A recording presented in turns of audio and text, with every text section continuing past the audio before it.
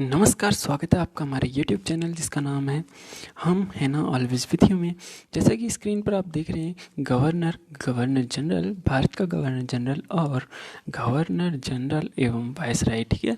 इस प्रकार से ये टॉपिक रहेगा जो भारत के प्रमुख गवर्नर। देखिए, ये गवर्नर और गवर्नर जनरल ये बंगाल के रहेंगे, फिर भारत का गवर्नर जनरल आ जाएगा और फिर भारत के संदर्भ में ही गवर्नर जनरल एवं वायसराय ये पद हम पढ़ने वाले हैं, ठीक है।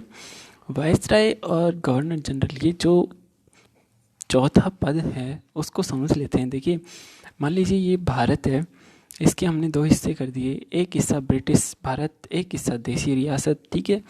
जब ये व्यक्ति ब्रिटिश भारत में जाएगा तो इसे गवर्नर जनरल के नाम से जाना जाएगा, ठीक है। और यही व्यक्ति देशी रियासत में आएगा, ठीक है, देशी रियासत में आएगा यही व्यक्ति तो इसे वायसराय के नाम से जाना जाएगा, ठीक है। क्लियर हो गया कन्फ्यूजन। अब नेक्स्ट पढ़ते हैं आगे। देखिए,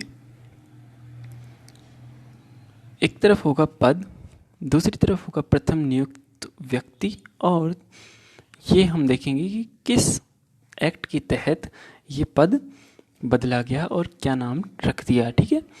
तो शुरुआत करते हैं। देखिए, बंगाल का गवर्नर, बंगाल का जो प्रथम गवर्नर था वो रॉबर्ट क्लाइव था, ठीक है। फिर जो रॉबर्ट क्लाइव है वो दो बार बंगाल का गवर्नर बनता है, 1757 से 1760, और दूसरी बार बनता है 1765 में, ठीक है। इस प्रकार इसका समयकाल रहता है।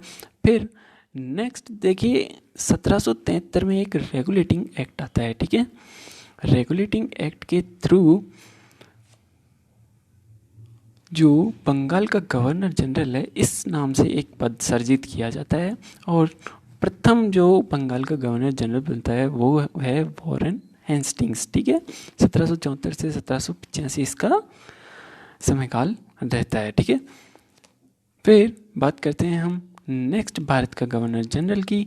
तो देखिए, 1833 में एक चार्टर एक्ट आता है। वो चार्टर एक्ट क्या करता है कि बंगाल का गवर्नर जनरल इस पद को समाप्त करके, और जो ब्रिटिश इंडिया है, ब्रिटिश भारत है, वो काफ़ी बड़े एरिया में फैल जाता है। तो कंपनी सोचती है कि अब बंगाल का गवर्नर जनरल इसे कंट्रोल नहीं कर सकता, अब इस पद को हम भारत का गवर्नर जनरल इस नाम से हम संबोधित करेंगे। तो इन्होंने 1833 का चार्टर एक्ट निकाला और भारत का गवर्नर जनरल बना दिया, ठीक है। नेक्स्ट विलियम बेंटिक 1828 से लेकर 1835 तक भारत का गवर्नर जनरल रहता है, ठीक है। बंगाल का अंतिम गवर्नर जनरल और भारत का प्रथम गवर्नर जनरल विलियम बेंटिक, ठीक है।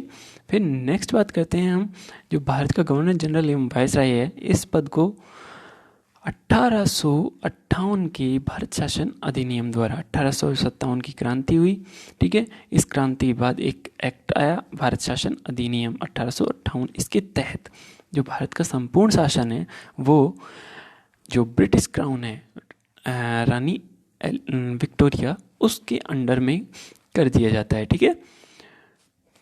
तो भारत का जो प्रथम गवर्नर जनरल एवं वायसराय बनता है वो बनता है लॉर्ड कैनिंग। यही 1857 की क्रांति के दौरान भारत का गवर्नर जनरल रहता है, ठीक है। देखिए, भारत का गवर्नर जनरल 1856 में इसका समयकाल था, वो था 1856 से 1862, और क्रांति हुई 1857 में, ठीक है। तो 57 तक तो ये क्या रहता है, भारत का गवर्नर जनरल, और फिर बाद में आता है 1858 भारत शासन अधिनियम। तो इसके तहत इसे भारत का गवर्नर जनरल एवं वायसराय बना दिया जाता है, ठीक है। तो लॉर्ड कैनिंग भारत का अंतिम गवर्नर जनरल और भारत का प्रथम गवर्नर जनरल एवं वायसराय होता है, ठीक है। नेक्स्ट हम बढ़ते हैं हमारे टॉपिक के बारे में, जो है बंगाल का गवर्नर जनरल, ठीक है। माफ़ कीजिए, बंगाल का गवर्नर, ठीक है। कौन कौन से बंगाल के गवर्नर रहे उनको यहाँ पर हम डिटेल से देखने वाले हैं, ठीक है। देखिए, बंगाल का गवर्नर सबसे पहले बना रॉबर्ट क्लाइव 1757 से 1760, प्रथम बार, द्वितीय बार बना 1765 से 1767। 1757 में इसने प्लासी का युद्ध लड़ा, ठीक है। इलाहाबाद की प्रथम संधि इसने की शाह आलम द्वितीय से, और बंगाल, बिहार, उड़ीसा की इसने दीवानी प्राप्त की 1765 में, ठीक है। बंगाल में 1765 में ही इसने द्वैत शासन लागू कर दिया, जिसे 1772 में, ठीक है, 1772 में वॉरेन हेस्टिंग समाप्त कर देगा, ठीक है।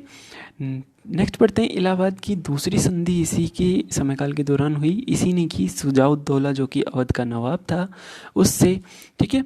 और बंगाल के समस्त, मतलब बंगाल है जो एक बड़ा पार्ट बन चुका है, इसके प्रशासन को सही रूप से चलाने के लिए इसने उप दीवान नियुक्त किए, ठीक है। वो किस प्रकार से करेगा, बंगाल वाले भाग में मोहम्मद रजा खां को और बिहार वाले भाग में राजा सिताव राय को ये उप दीवान नियुक्त करता है।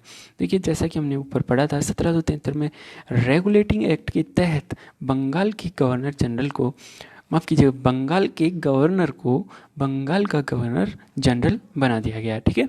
अब हम पढ़ने वाले हैं बंगाल के प्रमुख गवर्नर जनरल, ठीक है। पहला पढ़ते हैं हम, वॉरेन हेस्टिंग प्रमुख है, बंगाल का तो अंतिम गवर्नर था और बंगाल का ये प्रथम गवर्नर जनरल, ठीक है। गवर्नर से गवर्नर जनरल हो गया। 1773 में रेगुलेटिंग एक्ट आया, ठीक है। इसके तहत क्या होगा कि बंगाल का गवर्नर जनरल बना दिया जाएगा। और देखिए बंगाल का गवर्नर जनरल कहने के पीछे क्या कारण था कि जो बम्बई मद्रास था और जो बंगाल था, ठीक है, इन तीनों भाग में गवर्नर हुआ करते थे, ठीक है। और बंगाल, मद्रास और बम्बई, ठीक है, इन तीनों गवर्नर को, बम्बई, मद्रास और बंगाल को मिलाकर एक संयुक्त प्रांत बना देते हैं, ठीक है। और जो बम्बई का गवर्नर है और मद्रास का गवर्नर है उसको बंगाल के गवर्नर के अधीन कर देते हैं। अब इन्हें तो गवर्नर कहा जाएगा, ठीक है, और बंगाल का गवर्नर है वो बम्बई और मद्रास के गवर्नर को अपने अंडर रखेगा, तो इसका जो पद है उसको किस नाम से जाना जाने लगा कि क्योंकि ये बड़ा पद हो गया, दोनों को अंडर रख रहा है, तो इसको नाम दे दिया गवर्नर जनरल, ठीक है। फिर बात करते हैं 1773 के रेगुलेटिंग एक्ट के थ्रू ही कलकत्ता में 1774 में एक सुप्रीम कोर्ट स्थापित किया गया, ठीक है। और इसका जो चीफ जस्टिस है वो एलिजा इम्पे को बनाया गया। 1772 में इसने द्वैत शासन अंत कर दिया जो कि 1765 में रॉबर्ट क्लाइव द्वारा लागू किया गया था, ठीक है। फिर 1774 में एशियाटिक सोसाइटी ऑफ बंगाल जो कि कलकत्ता में स्थित है उसकी स्थापना विलियम जोन्स द्वारा कर दी जाती है, ठीक है। एकमात्र गवर्नर जनरल जिस पर महाभियोग चलाया, देखिए इस पर ये एक व्यक्ति है, उसको झूठे आरोप में फंसाकर फांसी दिला देता है, तो इस कारण इस प्रकरण के चलते इस पर महाभियोग चलाया जाता है, ठीक है। महाअभियोग से आप परिचित होंगे ही। महाभियोग क्या होता है, राष्ट्रपति और इन पर लगता है, ठीक है, तो वही महाभियोग इस पर लगाया गया। फिर 1784 पिट्स इंडिया एक्ट आया। पिट्स इंडिया एक्ट के थ्रू बोर्ड ऑफ कंट्रोल की स्थापना होगी। देखिए बोर्ड ऑफ कंट्रोल को थोड़ा समझ लेते हैं। देखिए ब्रिटिश ईस्ट इंडिया कंपनी थी भारत में, ठीक है, इसका शासन था और यही प्रशासन और व्यापारिक, ठीक है, दोनों भागों को नियंत्रित करती थी। लेकिन 1784 में पिट्स इंडिया एक्ट आया और पिट्स इंडिया एक्ट के थ्रू बोर्ड ऑफ कंट्रोल की स्थापना की गई। क्यों की गई कि बोर्ड ऑफ कंट्रोल बना दिया गया है, अब ये ही आपके प्रशासनिक निर्णय लेगा, ठीक है। आप ब्रिटिश ईस्ट इंडिया कंपनी, आप अपना व्यापार देखिए, प्रशासनिक निर्णय लेने के लिए हमने बोर्ड ऑफ कंट्रोल को बना दिया गया है, ठीक है। तो इस प्रकार से ये बोर्ड ऑफ कंट्रोल की स्थापना हो जाती है। एक होता है कोर्ट ऑफ डायरेक्टर जो कि सिर्फ व्यापारिक निर्णय लेने के लिए सक्षम था, ठीक है, जो ब्रिटिश ईस्ट इंडिया कंपनी के पास था, ठीक है। नेक्स्ट बढ़ते हैं हम 1782 में जोनाथन डंकन ने संस्कृत विद्यालय बनारस में स्थापित किया।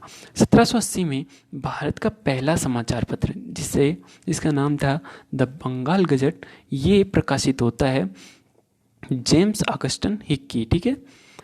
जेम्स ऑगस्टन हिक्की द्वारा द बंगाल गजट जो कि भारत का पहला समाचार पत्र होता है वो प्रकाशित होता है 1780 में, ठीक है। नेक्स्ट जो हमारा बंगाल का गवर्नर जनरल होगा वो होगा लॉर्ड कॉर्नवालिस 1786 से 1793 तक। ये इसे सिविल सेवा का जन्मदाता, इसने 1789 में दास व्यापार पर रोक लगाई। इसे पुलिस सेवा का जन्मदाता कहा जाता है। 1793 में स्थायी बंदोबस्त लागू, जो कि हम 1857 की क्रांति वाले पार्ट में पढ़ चुके हैं, ठीक है। एकमात्र गवर्नर जनरल जिसकी समाधि भारत में गाजीपुर में स्थित है, एकमात्र है, इसके अलावा कोई दूसरा नहीं है, ठीक है। नेक्स्ट होगा हमारा लॉर्ड वेलेस्ली, 1798 से 1805 तक। सहायक संधि की इसने शुरुआत की। देखिए सहायक संधि की इसने ये ब्रिटिश ईस्ट इंडिया कंपनी में लाया, ठीक है। सहायक संधि की तो शुरुआत भारत में पहले ही फ्रांसीसी कर चुके थे। जो फ्रांसीसी गवर्नर डुप्ले था, ठीक है, उसने इसकी शुरुआत पहले ही कर दी थी, ठीक है। और जो ब्रिटिश शासन है उसमें सहायक संधि की शुरुआत लॉर्ड वेलेस्ली ने की, ठीक है। सहायक संधि करने वाले जो राज्यों का क्रम है ये बार बार एग्जाम में पूछ लिया जाता है। तो सहायक संधि अपनाने वाला जो प्रथम राज्य था वो था हैदराबाद, ठीक है। हैदराबाद, मैसूर, हैदराबाद के बाद मैसूर, फिर तंजौर, फिर अवध, फिर पेशवा, फिर भोंसले, ठीक है। भोंसले के बाद सिंधिया, सिंधिया के बाद जोधपुर, जोधपुर के बाद जयपुर, फिर मछेड़ी, फिर बूंदी, फिर भरतपुर। अंतिम किसने? भरतपुर ने, ठीक है। और भी राज्य थे, ठीक है। तो इस प्रकार से ये क्रम हो जाता है। तो ये बार बार एग्जाम में पूछा गया है, तो ये थोड़ा इम्पोर्टेंट है। नेक्स्ट हम इसके बारे में बात करते हैं कि जो लॉर्ड वेलेस्ली है उसने फोर्ट विलियम कॉलेज, ठीक है, फोर्ट विलियम कॉलेज की स्थापना कलकत्ता में की। फिर इसी के समय चौथा आंग्ल मैसूर युद्ध होता है जिसमें टीपू सुल्तान की मृत्यु हो जाती है। नेक्स्ट हम पढ़ते हैं लॉर्ड मिंटो, प्रथम 1807 से 1813 तक। इसी के शासनकाल, इसी के समय काल के दौरान एक चार्टर एक्ट 1813 आता है। देखिए ये बहुत इंपॉर्टेंट है, इसे समझ लेते हैं। चार्टर एक्ट 1813 आने से पहले क्या होता था कि जो ब्रिटिश ईस्ट इंडिया कंपनी है, ठीक है, इसके पास जो व्यापार है उसके समस्त एकाधिकार प्राप्त थे, ठीक है। समस्त एकाधिकार इस ब्रिटिश ईस्ट इंडिया कंपनी को प्राप्त थे व्यापार के। तो सिर्फ और सिर्फ ये ही कंपनी भारत में व्यापार कर सकती थी। लेकिन 1813 में चार्टर एक्ट आया, इसके थ्रू ये जो ब्रिटिश ईस्ट इंडिया कंपनी के समस्त एकाधिकार हैं उनको समाप्त कर दिया जाता है, ठीक है। और जो भी कोई ब्रिटेन का व्यापारी है वो भारत आकर अब व्यापार आसानी से कर सकता था। लेकिन क्या हुआ कि एकाधिकार समाप्त करने के अलावा दो चीज़ें, एक तो चाय और एक चीन, ठीक है। चाय का व्यापार और जो चीन के साथ व्यापार है वो सिर्फ और सिर्फ ब्रिटिश ईस्ट इंडिया कंपनी के पास ही था। तो ये दोनों चीज़ें ब्रिटिश ईस्ट इंडिया कंपनी के पास थी। बाकी आप कुछ भी व्यापार भारत में कर सकते थे, एकाधिकार समाप्त कर दिए। तो ये थोड़ा इम्पोर्टेंट है, ठीक है। नेक्स्ट बात करते हैं हम गवर्नर जनरल की, लॉर्ड विलियम बेंटिक, ठीक है। अब हम गवर्नर जनरल से, बंगाल के गवर्नर जनरल से हम भारत के गवर्नर जनरल में आ चुके हैं, ठीक है। बंगाल का अंतिम governor general Lord William Bentinck, Bharat का प्रथम गवर्नर जनरल विलियम बेंटिक, ठीक है। 1828 से 1835 तक रहा। आंग्ल नेपाल युद्ध समाप्ति एवं संगोली की संधि हुई, ठीक है। ये 1816 नहीं है, ठीक है, संगोली की संधि हुई। और देखिए पिंडारी क्या थे, लूटपाट मचाते थे उस दौरान। तो जो विलियम बेंटिक है उसने पिंडारियों का दमन किया। 1833 के चार्टर एक्ट द्वारा इसे भारत का गवर्नर जनरल बनाया गया। 1829 में इसने देखिए 1829 में राजा राम मोहन राय ने लॉर्ड विलियम बेंटिक के साथ मिलकर सती प्रथा का अंत किया। 1830 में इसने ठगी प्रथा का अंत किया। 1835 में मेडिकल कॉलेज जो कि कलकत्ता में इसने स्थापित की। 1835 में इम्पोर्टेंट है, 1835 में मैकॉली की सिफारिश पर इंग्लिश यानी कि अंग्रेजी को शिक्षा का माध्यम बना दिया गया, ठीक है। फिर नेक्स्ट चार्ल्स मेटकॉफ 1835 से 1836 तक रहता है ये भारत का गवर्नर जनरल। इसे समाचार पत्रों का मुक्तिदाता कहा गया। क्यों? क्योंकि देखिए पहले बहुत सारी जो रोक टोक है वो समाचार पत्रों पर रहती थी, रोक लगी हुई थी, बहुत सारे कड़े कानून लगे हुए थे। उन सारे कानूनों को इसने समाचार पत्रों पर से हटा दिया। तो इसे क्या कह दिया, समाचार पत्रों का मुक्तिदाता। फिर बात करते हैं हम लॉर्ड ऑकलैंड 1836 से 1842। 1839 में इसने कलकत्ता से पेशावर तक जीटी रोड का निर्माण किया। देखिए जीटी रोड हमने पहले पढ़ा, चंद्रगुप्त मौर्य ने निर्माण करवाया, जिसे उत्तरापथ के नाम से जाना गया। फिर बात करते हैं शेरशाह सूरी के बारे में, ठीक है, शेरशाह सूरी ने करवाया तो इसे जीटी रोड के नाम से जाना गया। फिर अब वापस से कलकत्ता से पेशावर तक जीटी रोड का ये निर्माण करवा रहा है लॉर्ड ऑकलैंड, ठीक है। फिर आता है लॉर्ड एलनबरो, इसने दास प्रथा का अंत किया। लॉर्ड हार्डिंग, ये लाहौर की संधि हुई इसके शासन समय काल के दौरान। देखिए जो अंग्रेज़ हैं और सिख और अंग्रेज़ों के बीच युद्ध होते हैं और ये युद्ध लाहौर की संधि द्वारा समाप्त होते हैं। फिर बात करते हैं हम लॉर्ड डलहौजी की, 1848 से 1856 तक ये रहता है। पंजाब का विलय एवं राजा दिलीप सिंह से कोहिनूर हीरा लेकर महारानी विक्टोरिया को इसने दिया। इसने एक महत्वपूर्ण इसके बारे में पॉइंट कि इसने विलय या राज्य हड़प नीति अपनाई।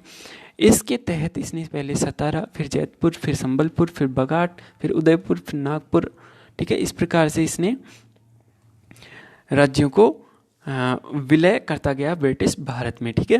देखिए हड़प नीति से तात्पर्य है कि जो कोई राजा अपने उत्तराधिकारी के बिना, ठीक है, उसके कोई बेटा नहीं होगा, उत्तराधिकारी नहीं होगा और वो मर जाता है तो उसका जो शासन है वो पूर्ण रूप से खाली हो जाएगा, राजा नहीं रहेगा। तो वो ऐसा जो राज्य है वो अब ब्रिटिश भारत के अंडर चला जाएगा। तो इस प्रकार की नीति, राज्य हड़प नीति किसने अपनाई, लॉर्ड डलहौजी ने, ठीक है। एक है अवध, ठीक है, अवध पर इसने कुशासन का आरोप लगाकर इसे ब्रिटिश भारत में इसने मिला लिया था, ठीक है। तो ये एकमात्र है कुशासन का आरोप लगाकर ब्रिटिश भारत में मिलाने वाला राज्य। फिर 1854 में इसी के काल में वुड डिस्पैच आता है, ठीक है, वुड की अध्यक्षता में वुड डिस्पैच भारत आता है। इसे भारत शिक्षा का मैग्ना कार्टा कहा गया है। क्यों? क्योंकि देखिए इसने बहुत सारे शिक्षा में सुधार किए गए। कि इसने कहा कि जो शुरुआती शिक्षा है वो अंग्रेजी में ना होके, देखिए 1835 में मैकॉले की सिफारिश पर शिक्षा का माध्यम पूर्णतः इंग्लिश को बना दिया गया, अंग्रेजी को बना दिया गया। लेकिन 1854 में वुड डिस्पैच आकर कहता है कि जो प्रारंभिक शिक्षा है वो तो जहाँ की प्रारंभिक शिक्षा है उस स्थानीय भाषा में ही प्रारंभिक शिक्षा होनी चाहिए। जो हाई स्कूल की शिक्षा है वो आप अंग्रेजी में करवा सकते हैं, ठीक है। तो इस प्रकार के काफ़ी सारे शिक्षा में परिवर्तन इस वुड डिस्पैच के कारण हुए, तो इसे भारतीय शिक्षा का मैग्ना कार्टा कह दिया। फिर 1853 में प्रथम रेलवे लाइन बम्बे से थाने तक बिछा दी गई। प्रथम तार बेतार यानी कि टेलीग्राफ सेवा कलकत्ता से आगरा बिछा दी गई। 1854 पहली बार डाक टिकट का प्रचलन हुआ। PWD विभाग, ठीक है, इसका निर्माण भी डलहौजी ने ही करवाया। फिर प्रतियोगिता परीक्षा जो भर्ती के लिए, ठीक है, प्रशासन में जो लोग हैं उनकी भर्तियों के लिए प्रतियोगिता परीक्षाएं इसने शुरू करवाई। फिर शिमला में ग्रीष्मकालीन राजधानी, देखिए शिमला को ये ग्रीष्मकालीन गर्मियों की राजधानी बनाने का जो प्रावधान है वो भी लॉर्ड डलहौजी द्वारा किया गया। 1854 में इसने लोक सेवा आयोग की स्थापना की। इस प्रकार से भारत के गवर्नर जनरल यहाँ पर समाप्त हो जाते हैं। फिर शुरुआत होती है भारत के गवर्नर जनरल एवं वायसराय की, ठीक है। तो जो प्रथम भारत का गवर्नर जनरल एवं वायसराय था वो लॉर्ड कैनिंग था, ठीक है। 1856 से 1862 इसका समय काल रहा। 1857 की क्रांति के दौरान ये भारत का गवर्नर जनरल था। 1856-1857 तक ये भारत का गवर्नर जनरल रहता है। फिर 1858 भारत शासन अधिनियम के थ्रू इसे भारत का गवर्नर जनरल एवं वायसराय बना दिया जाता है, ठीक है। और जो भारत का 1858 का भारत शासन अधिनियम एक्ट है उसके थ्रू ही भारत सचिव नामक एक पद का और सर्जन होता है, ठीक है। और जो संपूर्ण शासन है वो ब्रिटिश क्राउन के अंडर चला जाता है, ठीक है। तो भारत का अंतिम गवर्नर जनरल और भारत का प्रथम गवर्नर जनरल एवं वायसराय कौन होता है? लॉर्ड कैनिंग, ठीक है। इन तथ्यों को आप ध्यान में रखिए, ये बहुत कंफ्यूज करते हैं एग्जाम में। फिर 1857 की क्रांति के समय गवर्नर जनरल था। 1857 में बम्बई, कोलकाता, मद्रास में इसने यूनिवर्सिटी स्थापित की। 1856 में विधवा पुनर्विवाह अधिनियम, ठीक है, ईश्वर चंद्र विद्यासागर के साथ, ठीक है, पारित हुआ। फिर 1861 इंडियन पीनल कोड, भारतीय दंड संहिता इसने लागू की। विभागीयकरण, पोर्टफोलियो प्रणाली जो हम आज देखते हैं, ठीक है, वो लॉर्ड कैनिंग ने ही पारित की थी। फिर लॉर्ड कैनिंग को देखिए, लॉर्ड कैनिंग ने उच्च न्यायालय स्थापित किए बॉम्बे, कोलकाता और मद्रास में, ठीक है। 1858 माफ कीजिएगा 1857 में महालेखा परीक्षक जो कंप्ट्रोलर ऑडिटर जनरल है भारत का, उस पद का सृजन भी इसी के समय काल के दौरान हुआ, इसी ने किया, ठीक है, 1857 में। डेट आप इतनी याद मत रखिए, सीधा सीधा बस आप फैक्ट याद रखिए। महालेखा परीक्षक किसने सर्जन किया इस पद का? लॉर्ड कैनिंग ने। व्यापक सिद्धांत को इसने समाप्त कर दिया, जो लॉर्ड डलहौजी की राज्य हड़प नीति थी उसको इसने समाप्त कर दिया। 1861 में इसने सबसे पहले इनकम टैक्स लगाया। फिर 1858 में भारत शासन अधिनियम आया और शासन विक्टोरिया के पास चला गया, ठीक है। फिर आता है लॉर्ड लॉरेंस। इसके समय एक छोटा सा महत्वपूर्ण कार्य हुआ, अकाल आयोग की स्थापना की इसने, ठीक है। लॉर्ड मेयो, प्रथम बार जनगणना हुई, ये एक व्यवस्थित रूप से नहीं हुई थी, वास्तविक जनगणना नहीं थी, ठीक है, लेकिन एग्जाम में आ जाए प्रथम जनगणना और लॉर्ड मेयो हो तो आंसर लॉर्ड मेयो कर दीजिएगा। फिर अजमेर में इसने मेयो कॉलेज की स्थापना की। फिर आता है लॉर्ड नॉर्थब्रुक, इसने स्वेज नहर, स्वेज कैनाल की शुरुआत की, ठीक है। फिर बात करते हैं लॉर्ड लिंटन की, ये इंपॉर्टेंट है थोड़ा। लॉर्ड लिंटन 1876 से 1880। देखिए, रिचर्ड स्ट्रेची की अध्यक्षता में अकाल आयोग की स्थापना करेगा। विक्टोरिया को केसरे हिंद की उपाधि प्रथम दिल्ली दरबार लगा के ये प्रदान करेगा, ठीक है। अकाल पड़ रहा है और दरबार लगा रहा है, ठीक है। वर्नाकुलर प्रेस एक्ट ये लागू करेगा, ठीक है, ठीक है। इसके तहत भारतीय अखबारों को इसने प्रतिबंधित कर दिया। फिर भारतीय शस्त्र अधिनियम 1878 आता है। देखिए, वर्नाकुलर प्रेस एक्ट के संदर्भ में एक व्यक्ति है सुरेंद्र नाथ बनर्जी, इन्होंने कहा कि ये आकाश से होने वाला वज्रपात है, ठीक है। इस प्रकार का जो सेंटेंस है वो वर्नाकुलर प्रेस एक्ट के संदर्भ में कहा। फिर भारतीय शस्त्र अधिनियम 1878 इसने पारित किया। इसके तहत कोई भी भारतीय बिना लाइसेंस के, ठीक है, कोई भी भारतीय बिना लाइसेंस के शस्त्र नहीं रख सकता, ठीक है, और उसका व्यापार करना व्यापार करना दंडनीय अपराध होगा, ठीक है। इस प्रकार से भारत शस्त्र अधिनियम पारित होता है। फिर सिविल सेवा में ये क्या करता है? देखिए, सिविल सेवा में पहले 21 वर्ष आयु हुआ करती थी, उसको ये घटाकर 19 वर्ष कर देता है, ठीक है। और अलीगढ़ में एंग्लो मुस्लिम प्राच्य महाविद्यालय की स्थापना भी इसी के समयकाल के दौरान होती है। अब देखिए, जो जो काम लॉर्ड लिटन बिगाड़ेगा, ठीक है, लिटन बिगाड़ेगा, उसे लॉर्ड रिपन द्वारा सुधारा जाएगा। 1880 से 1884 इसका समयकाल होता है। और जो लिटन के बिगड़े हुए काम है उनको सुधारने के लिए ही इसे क्या कह दिया कि ये सर्वाधिक लोकप्रिय वायसराय रहा था। फिर प्रथम वास्तविक जनगणना इसके समयकाल के दौरान हुई 1881 में, ठीक है। और फिर प्रावधान किया गया कि अब से हर 10 साल में जनगणना हुआ करेगी। वर्नाकुलर प्रेस एक्ट इसने समाप्त कर दिया। स्थानीय स्वायत्त शासन के जन्म का काल इसके काल को माना जाता है, ठीक है। जो स्थानीय शासन हमें देखने को मिलता है वो इसी की बदौलत है। फिर हंटर कमीशन आता है 1882 में, ये प्राथमिक शिक्षा के संदर्भ में होता है और इसे भारत का उद्धारक किसने कहा? फ्लोरेंस नाइटिंगेल ने, ठीक है।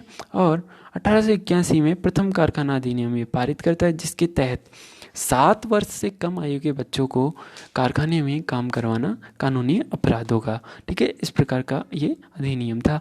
एक देखिए इम्पोर्टेंट पॉइंट है इल्बर्ट बिल, ये थोड़ा विवादित रहा।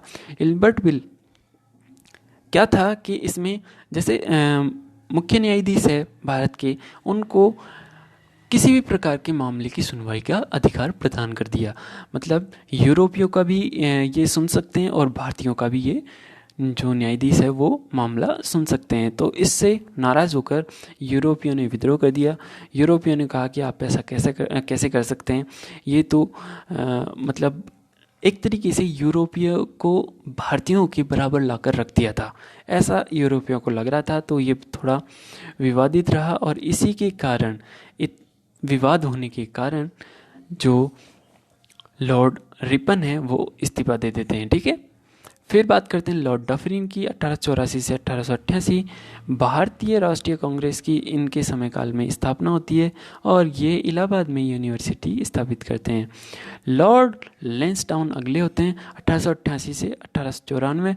इन्होंने भारत अफगानिस्तान के बीच डोरंड रेखा का निर्माण किया।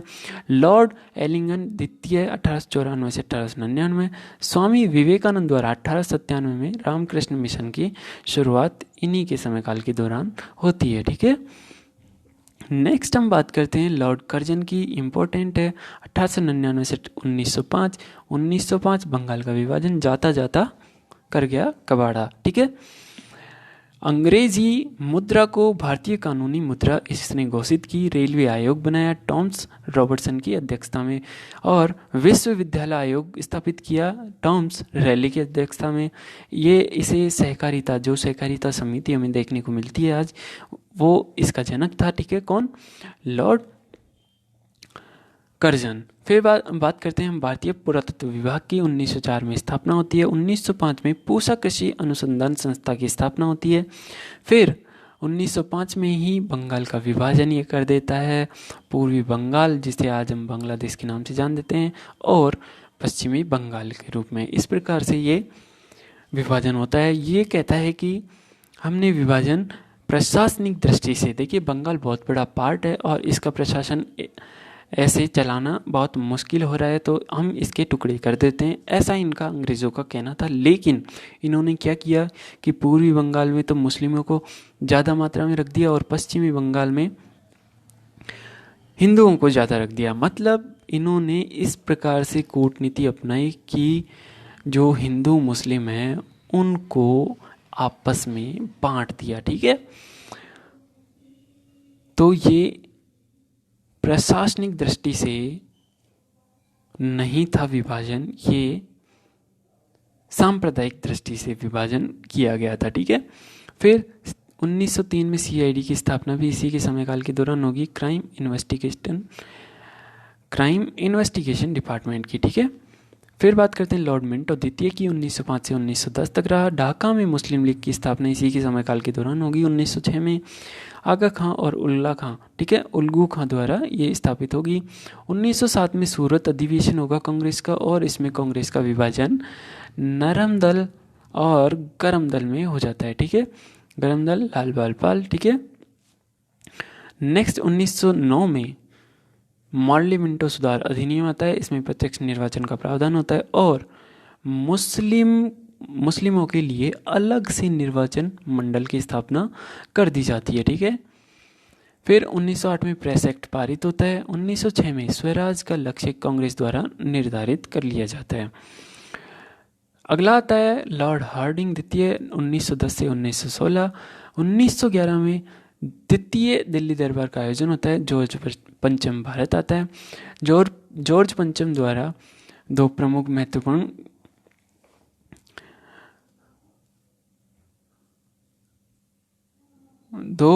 महत्वपूर्ण निर्णय लिए जाते हैं। बंगाल विभाजन को निरस्त कर दिया जाता है और जो राजधानी है, जो कि पहले बंगाल थी, उसको दिल्ली स्थानांतरित कर दिया जाता है। ठीक है, तो इस प्रकार से ये अभी स्थानांतरण की घोषणा होगी 11 में और 12 में राजधानी को दिल्ली स्थानांतरित कर दिया जाता है। और 1912 में ही हार्डिंग बम कांड होता है और इसमें बाल मुकुंद को फांसी दे दी जाती है। ठीक है, 1915 में गांधी जी का भारत आगमन होता है। फिर अगला जो आता है वायसराय, वो होता है लॉर्ड चेम्सफोर्ड 1916 से 1921। ये 1916 में देखिए इसके समयकाल के दौरान जो प्रमुख घटनाएं घटित हुई वो क्या थी कि 1916 में होम रूल लीग की स्थापना होगी बाल गंगाधर तिलक और एनी बेसेंट द्वारा। बाल गंगाधर तिलक द्वारा उत्तर में और एनी बेसेंट द्वारा दक्षिण में इसकी स्थापना होगी। एनी बेसेंट सारे भारत पर लगभग और ये एक लिमिटेड पार्ट पर पंजाब और कुछ आसपास का एरिया, ठीक है, इनको कवर करते हैं। फिर कांग्रेस का एकीकरण एवं मुस्लिम लीग के साथ समझौता भी 1916 में हो जाता है, ठीक है। पूना में महिला विश्वविद्यालय की स्थापना भी होती है 1916 में। फिर आते हैं 1919 पे रॉलेट एक्ट पारित हुआ, काला कानून जिसे कहा जाता है, ठीक है। फिर जलियांवाला बाग हत्याकांड, ठीक है, जलियांवाला बाग हत्याकांड भी ये, ठीक है।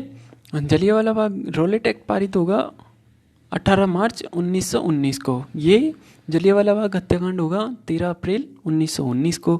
मॉन्टेग्यू चेम्सफोर्ड सुधार अधिनियम आता है दिसंबर में। और एक और होता है 1919 में, इसी के समयकाल के दौरान 1919 में खिलाफत आंदोलन, ठीक है, खिलाफत आंदोलन होगा 1919 में, सितंबर के समथिंग होगा ये, ठीक है। तो इस प्रकार ये चारों घटनाओं का क्रम पूछ लिया जाता है। ये होगा मार्च में, ये होगा अप्रैल में, और फिर अप्रैल के बाद में सितंबर में हो जाएगा खिलाफत आंदोलन, और फिर उसके बाद आ जाता है मॉन्टेग्यू चेम्सफोर्ड सुधार अधिनियम जो कि दिसंबर में पारित होगा, ठीक है। तो इन चारों का क्रम पूछ लिया जाता है एग्जाम में। फिर 1921 में प्रांतों में द्वैध शासन स्थापित हो जाता है। खिलाफत आंदोलन 1919 हम पढ़ चुके। और फिर 1920 में असहयोग आंदोलन, ठीक है, असहयोग आंदोलन की शुरुआत होती है सितंबर 1920 में, ठीक है।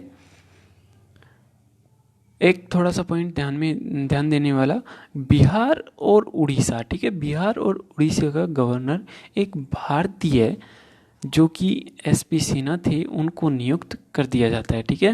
ये थोड़ा इंपॉर्टेंट पॉइंट है, एक भारतीय गवर्नर नियुक्त हो रहा है, ठीक है, बिहार और उड़ीसा के लिए। फिर नेक्स्ट जो वाइसराय होगा लॉर्ड रीडिंग 1921 से 1926 तक।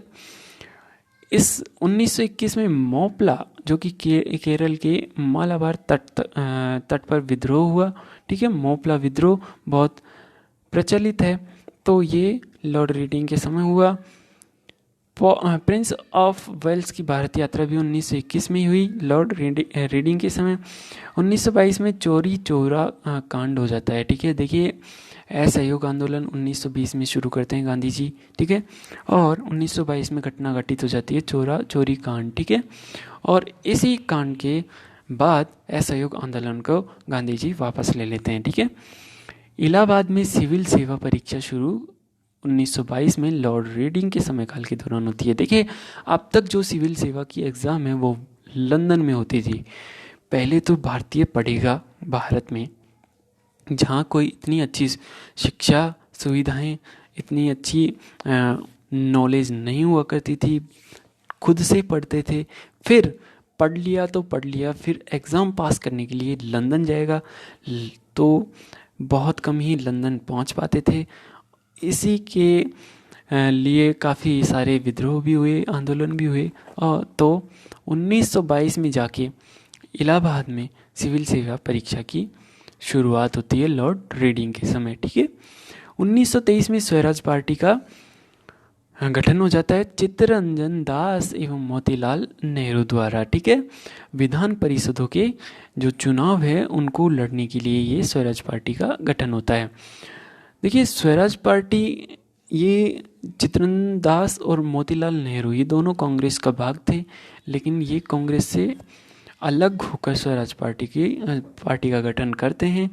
लेकिन बाद में गांधी जी द्वारा बताया जाता है कि स्वराज पार्टी भी कांग्रेस का एक अभिन्न अंग थी, जिसने अंदर रहकर, ठीक है, अंदर रहने से मतलब विधान परिषदों में ये इसको जीत मिली थी काफ़ी बहुमत से, तो अंदर रहकर इसने नेतृत्व संभाला क्रांति का, स्वतंत्रता आंदोलन का, और बाहर से कांग्रेस संभाल ही रही थी, ठीक है।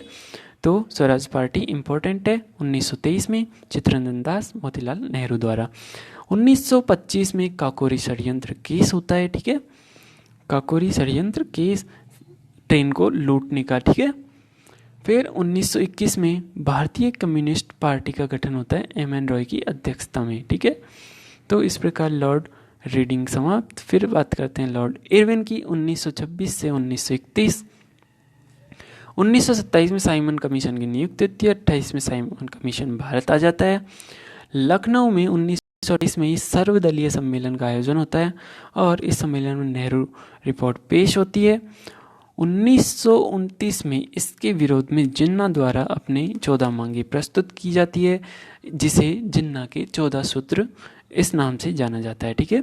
फिर 1930 में दांडी यात्रा टिक करेंगे, दांडी यात्रा शुरू कर देंगे 1930 में, ठीक है। ये साबरमती से दांडी तक होगी और दांडी पहुंचकर ये नमक कानून को ये नमक बनाकर गांधी जी द्वारा तोड़ा जाता है। फिर 1930 में प्रथम गोलमेज सम्मेलन होगा, ये असफल रहेगा। फिर 1931 में गांधी इरविन समझौता होगा, इससे गांधी जी द्वितीय गोलमेज सम्मेलन में भाग लेने के लिए मान जाएंगे, ठीक है। एक थोड़ा सा डिटेल यहाँ पर हमने छोड़ दी 1929 के बारे में। 1929 में, ठीक है, 1929 में लाहौर षड्यंत्र होगा। लाहौर षड्यंत्र के दौरान जो जतिन दास है, ठीक है, जो जतिन दास है वो क्रांतिकारियों को छुड़वाने के लिए भूख हड़ताल कर देते हैं और उनकी भूख हड़ताल से मृत्यु हो जाती है, ठीक है। लाहौर अधिवेशन में 1929 के लाहौर अधिवेशन में पूर्ण स्वराज का लक्ष्य निर्धारित कर लिया जाता है एवं 26 जनवरी को स्वतंत्रता दिवस मनाने की बात भी 1929 के लाहौर अधिवेशन में कही जाती है, ठीक है। इस प्रकार से यहाँ पर लॉर्ड इरविन समाप्त हो जाता है, ठीक है। नेक्स्ट हम बात करते हैं लॉर्ड वेलिंगटन की 1931 से 1936। 1931 में द्वितीय गोलमेज सम्मेलन होगा, गांधी जी ने इसमें भाग लिया, ठीक है, और ये भी फेल हो गया।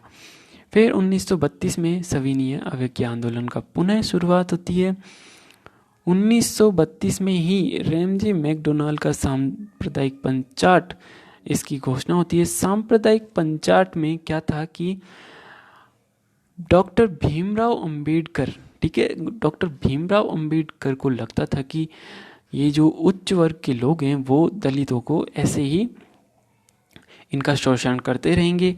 तो जैसे मुस्लिमों को 1919 के, माफ़ कीजिए, 19 से 9 के मार्ले मिंटो अधिनियम के तहत अलग से निर्वाचन प्रणाली दी गई थी, उसी के आधार पर जो दलित है उनके लिए भी सांप्रदायिक पंचाट की घोषणा करवा देता है। रैमजी मैकडोनाल्ड इसकी घोषणा करते हैं और इससे गांधी जी बहुत रुष्ट हो जाते हैं अंबेडकर से, ठीक है, कि ये तो भारत को टुकड़ों टुकड़ों में बांट दिया गया है, ठीक है। इस प्रकार से ये गांधी जी की सोच होती है। गांधी जी समझ जाते हैं कि ये जो अंग्रेज़ हैं वो बांट बांट कर हम पर राज करना चाहते हैं, ठीक है। तो आजीवन गांधी जी क्या कर लेते हैं, भूख हड़ताल पर बैठ जाते हैं। फिर द्वितीय गोलमेज सम्मेलन 1932 में होता है और 1932 में ही पूना समझौता था, ठीक है। पूना समझौता बहुत इंपॉर्टेंट है, डॉक्टर भीमराव अंबेडकर और गांधी जी के मध्य होता है। डॉक्टर भीमराव अंबेडकर ये जो सांप्रदायिक पंचायत जो दलितों के लिए अलग से निर्वाचन मंडल की स्थापना हुई थी, इसको लौटाने के लिए तैयार हो जाते हैं, ठीक है।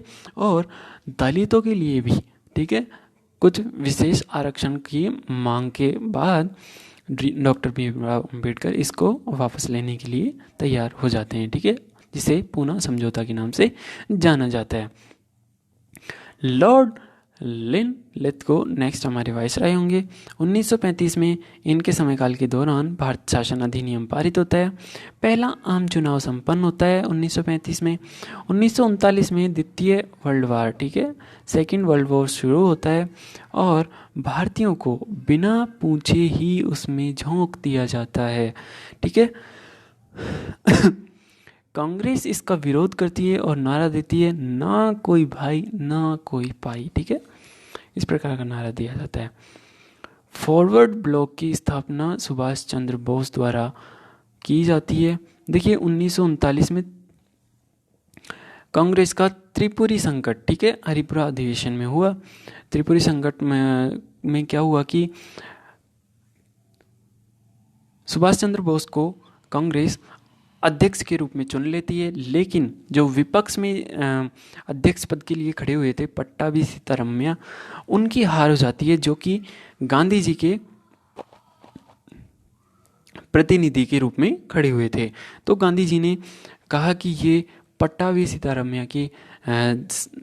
सीतारमैया से ज़्यादा ये मेरी व्यक्तिगत हार है, और इसी से परेशान होकर, ठीक है, इसी से नाराज़ होकर सुभाष चंद्र बोस ने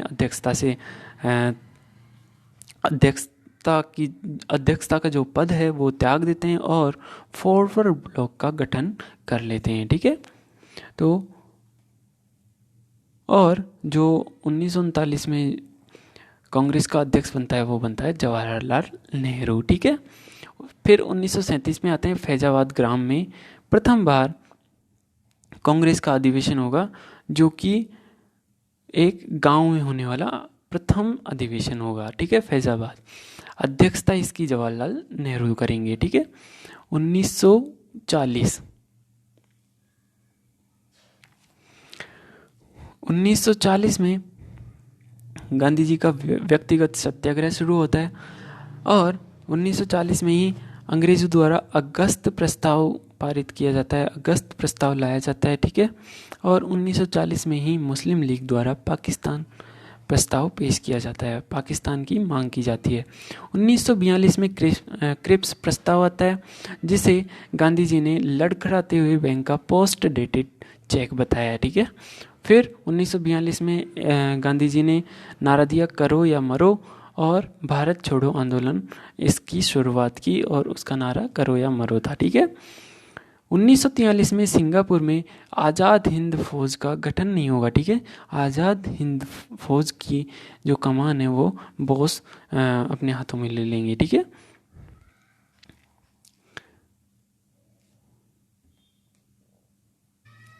उन्नीस सिंगापुर आज़ाद हिंद फौज का नेतृत्व बोस संभालने लग जाते हैं, ठीक है, बोस अपने हाथों में ले लेते हैं। नेक्स्ट बात करते हैं हम लॉर्ड वेवल की। 1944 से 1947 इनका समयकाल रहा। 1945 में शिमला सम्मेलन आयोजित किया जाएगा, जो जिन्ना के जो 14 सूत्रीय मांग है उनको अस्वीकार करने के मामले में ये जिन्ना के कारण विफल हो जाता है, ठीक है।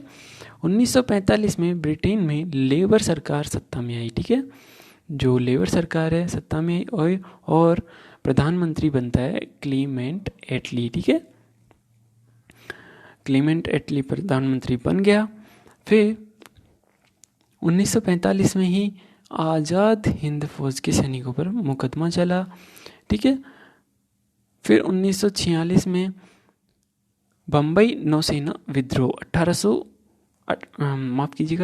बम्बई नौसेना विद्रोह 18 फरवरी 1946 को हुआ। फिर कैबिनेट मिशन दिल्ली आया 24 मार्च को, इसकी घोषणा 19 फरवरी को ही हो चुकी थी। फिर 16 अगस्त 1946 में मुस्लिम लीग द्वारा सीधी कार्रवाई दिवस का आयोजन मनाया गया, ठीक है। फिर 1946 में देखिए जुलाई 1946 में संविधान सभा का गठन होगा, ठीक है, और इसकी प्रथम बैठक 9 दिसंबर 1946 को होगी, और इसकी अध्यक्षता करेंगे सच्चिदानंद सिन्हा, ठीक है। 1946 में अंतरिम सरकार का गठन होगा, जिसमें विभिन्न विभागों को विभिन्न लोगों में बांट दिया जाएगा, ठीक है, कि ये व्यक्ति ये विभाग संभालेगा, ठीक है। बहुत सारे विभाग बनाए गए, ठीक है, वित्त विभाग, राशन विभाग, इस प्रकार से बहुत सारे विभाग थे। तो अंतरिम सरकार का गठन हुआ 2 सितंबर 1946 में। फिर एटली घोषणा हुई 20 फरवरी 1947 को, और 20 जून 1948 तक भारत को स्वतंत्र कर दिया जाएगा। एटली की घोषणा में ये था 20 जून 1948। तो ये सारा सब होता है लॉर्ड वेवल के समयकाल के दौरान। फिर बात करते हैं हम अगला जो वायसराय होता है लॉर्ड माउंटबेटन। लॉर्ड माउंटबेटन मार्च 1947 से जून 1947 तक रहता है वायसराय। 3 जून 1947 को माउंटबेटन योजना आती है, इसके तहत भारत पाकिस्तान के विभाजन की बात रखी जाती है। 1947 को सीमा निर्धारण होता है बंगाल और पंजाब को, ठीक है। बंगाल और पंजाब की जो सीमा निर्धारण है उसको निर्धारित करने के लिए सीमा निर्धारण आयोग की स्थापना होती है, ठीक है। 1947 में सीमा निर्धारण आयोग का जो गठन है वो सर रेडक्लिफ अध्यक्ष, जो सर रेडक्लिफ है उनकी अध्यक्षता में इस आयोग का गठन किया जाता है। देखिए, भारत और पाकिस्तान के मध्य जो रेखा मिलती है उसे सर रेडक्लिफ रेखा के नाम से जाना जाता है, ठीक है। क्यों? क्योंकि उस समय जो बांटने वाले थे वो सर रेडक्लिफ ही थे, ठीक है, अध्यक्ष। इनकी अध्यक्षता में भारत पाकिस्तान का विभाजन हुआ, तो इस कारण उस रेखा को रेडक्लिफ रेखा के नाम से जाना जाता है, ठीक है। एक हमने पढ़ी थी डूरंड रेखा, वो भारत अफगानिस्तान के बीच है, ठीक है। फिर 4 जुलाई 1947 को भारतीय स्वतंत्रता विधेयक आया। इसके तहत ब्रिटिश प्रधानमंत्री एटली है, उन्होंने इसको पेश किया ब्रिटिश संसद में। 20 जुलाई को ये पारित हो चुका। फिर 14 अगस्त को, देखिए, भारतीय स्वतंत्रता विधेयक के थ्रू ही 14 अगस्त को पाकिस्तान और 15 अगस्त को भारत आज़ाद हो गया, ठीक है।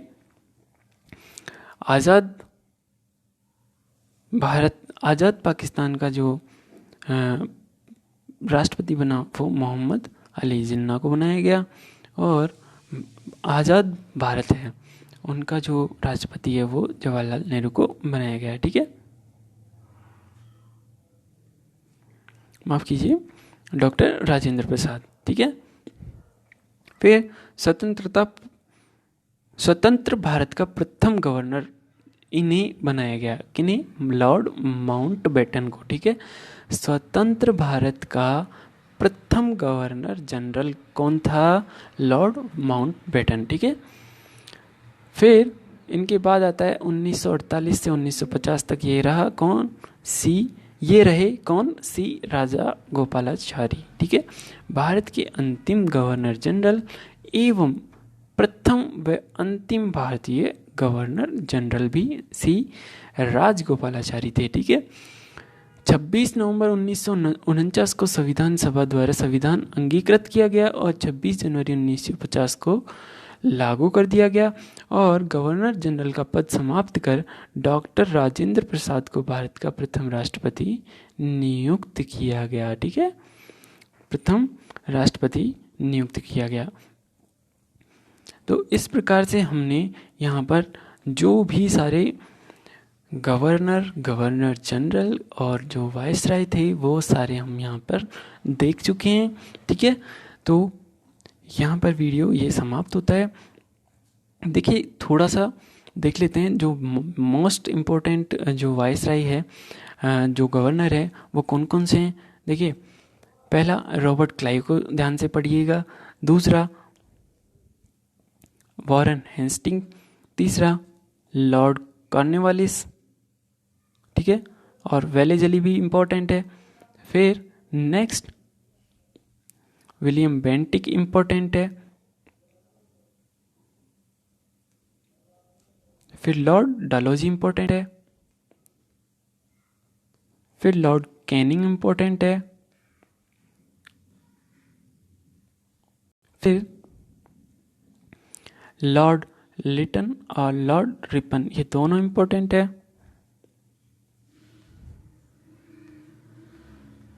ठीक है। फिर लॉर्ड कर्जन इम्पोर्टेंट है।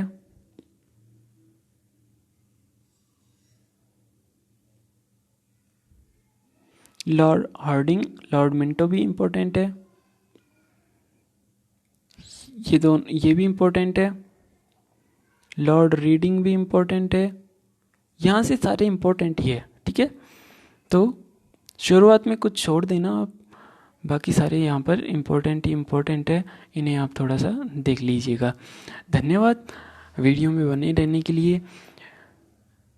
मिलते हैं हमारे, माफ़ कीजिएगा, देखिए इस वीडियो की PDF प्राप्त करने के लिए आप हमारे लिंक के डिस्क्रिप्शन में, ठीक है, डिस्क्रिप्शन में जो टेलीग्राम चैनल है उसका लिंक दिया हुआ है, आप वहाँ से इस वीडियो की PDF प्राप्त कर सकते हैं, जो कि बिल्कुल मुफ्त है। ठीक है, मिलते हैं हम नेक्स्ट वीडियो में, तब तक के लिए धन्यवाद।